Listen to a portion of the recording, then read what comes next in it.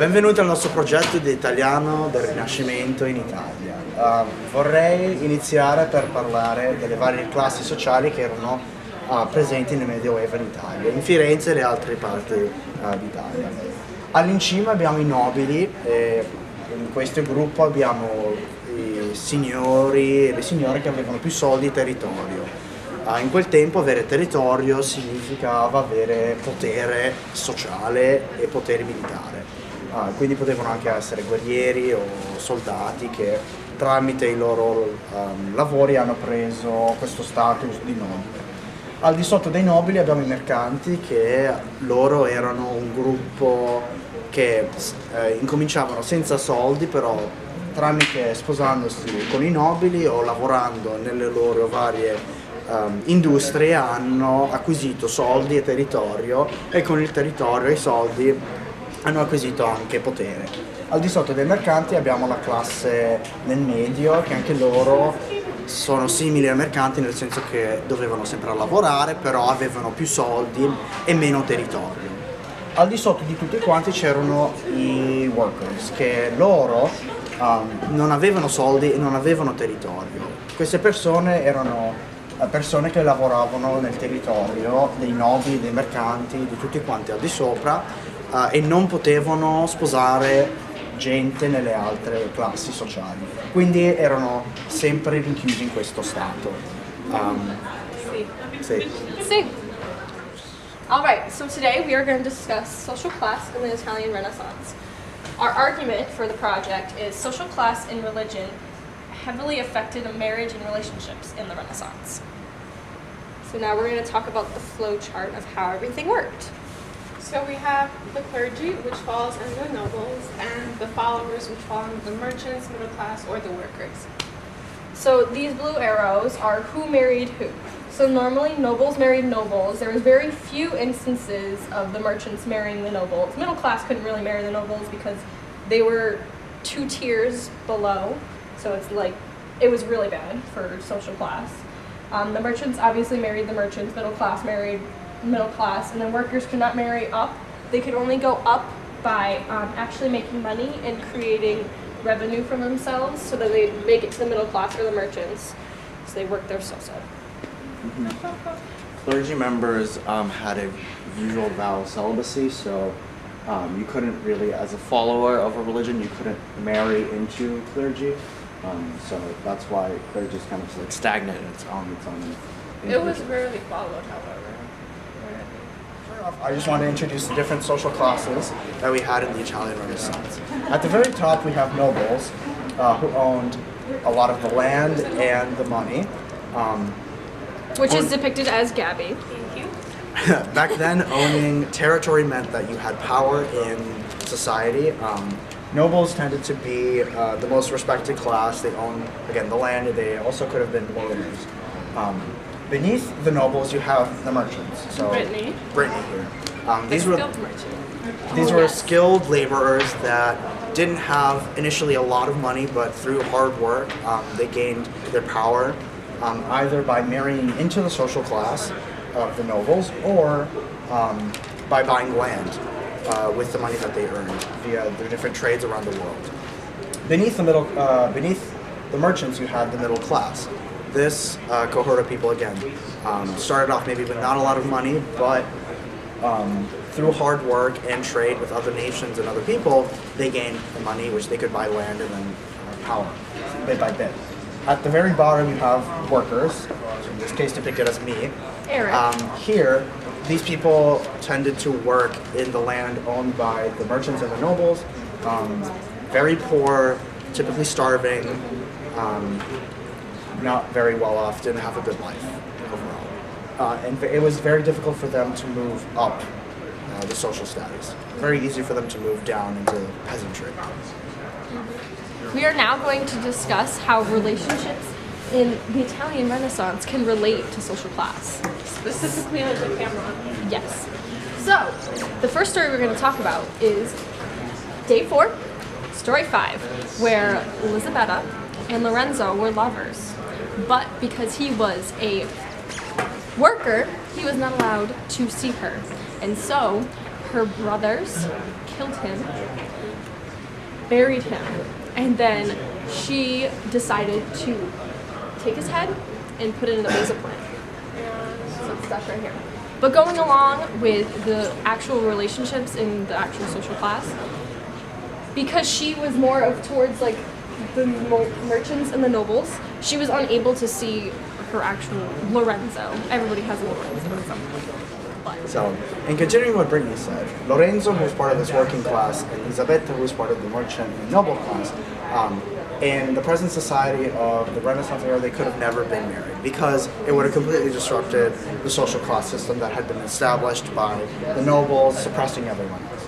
So even though it was true love between Lorenzo and Elisabetta, you don't see in the story that they end up happily married as we see today.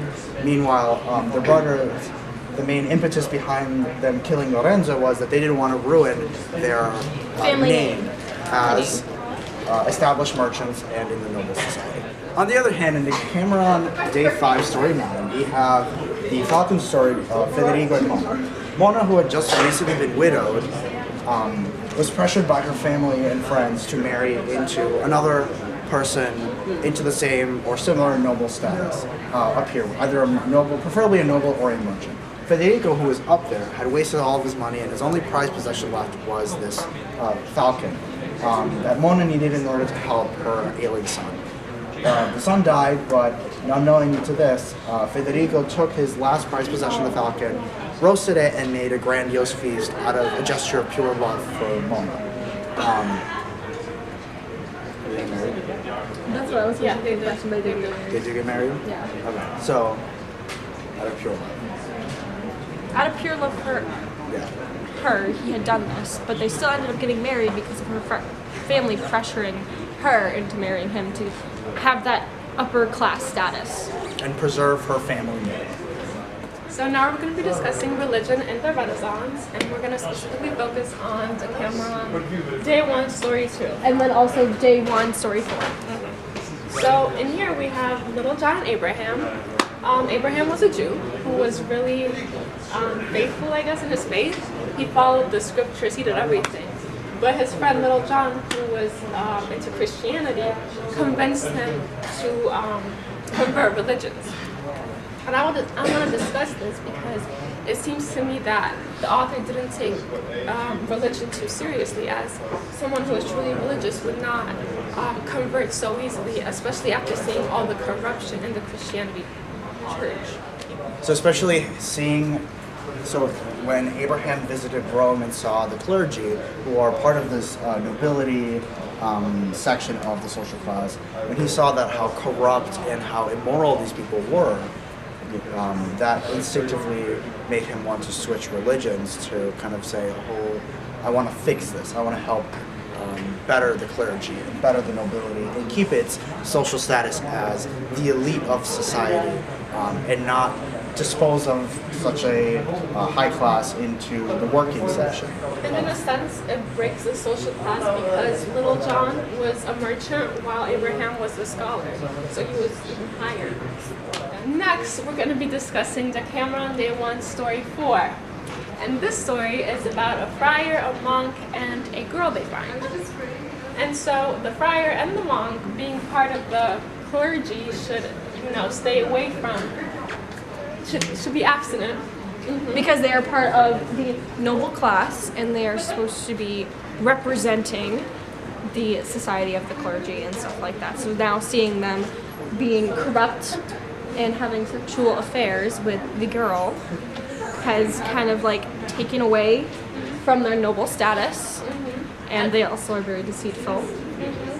And it shows that they don't take their religion as seriously as they should, as if they were honest and interested in it, they would follow the rules, but instead they use their power as a way to manipulate each other and take power from folks. So now that we've established social class, marriage, and relationships, and how those were influenced by religion, we want to now move the conversation towards Machiavelli and his journey of social status. So initially, at the time of the Renaissance and the Florentine government, estate relationships were formed through the marriage of nobles. So a king would marry his daughter off to the prince of another estate, and through that way they were now considered family, and they build a tie and relationship between the two estates, leading to peace. So that was how relationships were formed between estates. In 1498, Machiavelli, who was this Florentine diplomat, his role was to go around to other regions such as Spain and France to establish these estate relationships, not necessarily through marriage, but through diplomatic relationship building. So because of his status as a diplomat, he gained social status that way. However, in 1512, after there were many changes in the Florentine government, Machiavelli was actually jailed by the Medici family who was ruling at the time under charges of conspiracy. So Machiavelli really went from someone having no status to being a diplomat and then being jailed, losing everything that he gained. So his solution was to compose and dedicate the prince to Lorenzo the Magnificent. He did this because he wanted to form a relationship with Lorenzo from the Medici family, hoping that he might get some of his status back, if not all of it. And so, similar to merchants marrying nobles, Machiavelli wasn't necessarily trying to marry Lorenzo, but he was trying to build a relationship so that by essentially appealing to Lorenzo's ego, he would remove him out of jail and out of exile and basically give him power by association, as he had gained as a diplomat before. So now we're going to be talking about estate relationships. Especially with Caesar Borgia. So all of this happened in 1499. In the beginning, King Louis XII of France marries his daughter, Charlotte To Caesar Borgia. of Italy. And he does this to secure a lasting relationship with France and Italy because they were neighboring countries and didn't want any attacks. So they're allies. He then invades Milan, replacing Sforza. with Borgia, which kind of was the whole peace talk, but in theory. And so he then made an alliance with Borgia of France through his daughter, and Machiavelli catches on to this idea, and he decides to incorporate it into his writing of The Prince. So why is it important that Machiavelli catches on to this in writing his Prince? Well, Machiavelli, as we spoke before, was in this high status power, and then he was essentially stripped of everything once he was placed in jail. So in order for Machiavelli to get out of this slump, he essentially appealed to Lorenzo il Magnifico. And in doing so, Machiavelli really needed to look at the established relationships that had been formed in the surrounding states at the time, and with the successful relationships that were made, Machiavelli really took a fundamental look at them and categorically organized them into his Prince, where as a result of doing so, Lorenzo had this great manual of how he could establish power and maintain power throughout his life in Florence. So to wrap everything up, we're going to conclude with how social class and religion heavily affected marriage and relationship in the Italian Renaissance by using the examples of Machiavelli and Cameron. So to start, Machiavelli, a man born with no land and really no money, moved up the social ladder to become a diplomat and then lost it all due to the coming back of the Medici family. He then went on to write The Prince, a book to help Machiavelli correct his relationships with Lorenzo de' Medici and then Lorenzo's relationships with other estates.